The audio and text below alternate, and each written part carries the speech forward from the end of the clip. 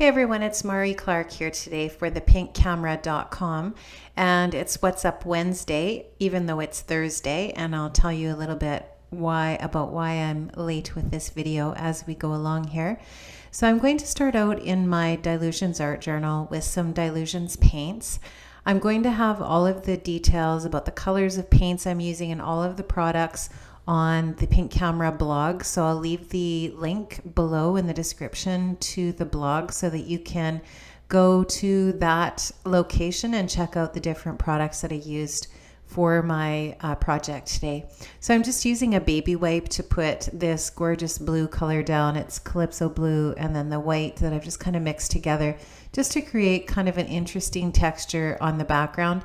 I did prime the surface with some gesso, and I did put quite a heavy layer of gesso down because I wanted it to provide a little bit of texture as well, so that the base for the layout already has quite a bit of texture to it, which is something that I wanted to achieve. So I'm just taking this leaf stencil and I'm using a makeup sponge and a variety of different Liquitex Basics acrylic paints to create the impression of a leaf here.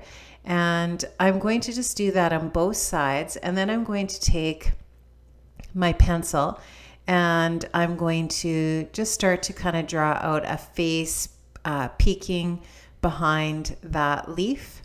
And I'm just wanting to have an impression of a face. It's not going to be a perfect face for sure. I'm definitely not an accomplished artist to the point where I can create, a completely realistic face. And I didn't want, that's not what I'm working towards here. I'm working towards kind of a painterly look. And I'm just taking some of the pink and beige paint and I'm mixing it together. Once again, I'll have all of the colors of the Liquitex paints that I'm using on the blog, so that if you want to try this in your art journal, you have an idea of maybe some of the different products that you can use to get started. I'm just taking some more of the paints just to continue to go here. This is a process. It takes quite a while to do this. Art journaling, well, I mean, it can take as much or as little time as you want it to. It depends on where you want to stop with it. I find oftentimes that I get going in my art journal on a project and I just have to finally say to myself, okay, I should be done with this now. Because for any of you who've art journaled before, you know that you can just keep playing, right? You can keep adding more color, or you can go over top of things that you've already painted and put some different color or whatever. I mean, it's just so much fun, and I really love it. There's no right or wrong way to doing your art journaling. It's just having fun with your products. So I'm just taking my paintbrush here, and I'm not using brush strokes per se. I'm dabbing the paint on with kind of a pouncing motion with my brush. And I'm wanting to create the nose and the forehead and eventually the chin as the lighter areas on the face, and the cheeks a little bit too, although I'm adding more pink and red kind of tones to the cheeks. And I'm just going to continue to try to create some shadows around the face to make that the lighter areas then so that you can actually see the features of the face. And yeah, I'm just mixing the paints on a little palette off to the left there and just dabbing it on in kind of a chunky way there. So I'm just adding a shadow below the chin so that she actually has a neck, adding a few more shadows around the nose and on the eyes and so on, a little bit on the sides, just to create the impression of the features. I'm just going to chop in a little bit of the raw umber paint here just to create the impression of some hair. And I'm going to mix a little bit of white over top of that. I don't know. I'm not sure if it's because I have white hair, but sometimes I like to put white around there too.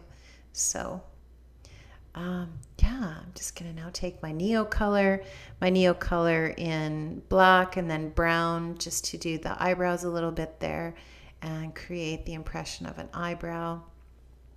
You can see that I've created the pupil and the iris of the eye with some black and blue paints and just created a bit of a reflection with some white paint in the pupil and the iris area. Just adding a few more little details to the eyes. And I love that color of blue. Like I said, I'll list the colors on the blog, but this is one of those basics acrylic paint colors. So when I finish the face here, you can see that the nose and forehead are really super bright, and they are too bright. So I go back later and I add more of the, I just blend it out a little bit more with the lighter shades around the face so that it's not so starkly bright on the nose and the forehead. Now I'm going to go back and just create that leaf over top again. Now that I know where the leaf is going to go, I just want to go over it again and make it darker, and using some of the dark green and the lighter green and the white just to kind of give it sort of more of a 3D look, and creating the same impression of the leaf on the other side, once again with that same stencil and the sponge, and just working it around. I love stencils. They're probably one of my favorite things to use in my art journal. And you can create a really different look on your layout very quickly with your stencils. So I'm going to be traveling, leaving Sunday for Paris for a week, and I just wanted this layout to be about that. And that's what I'm going to be journaling about. So I took I took a stencil that has a bunch of Paris stuff on it, and stenciled that on here too with some of my paints, just splattering around with some white and black paint. And then I took some gold texture paste and put a fleur-de-lis on there and a few other little spots of gold, just because I thought that looked really cool. And then with the Eiffel Tower on there as well. Just going to take those protector cardboards out of there and show you a little bit of an up-close look at this spread now that it's all done. You can see that I've highlighted in a few other areas so that the nose and the forehead aren't quite so bright. Had so much fun creating this, and I know that Lisa has tons of these products in the shop over at thepinkcamera.com.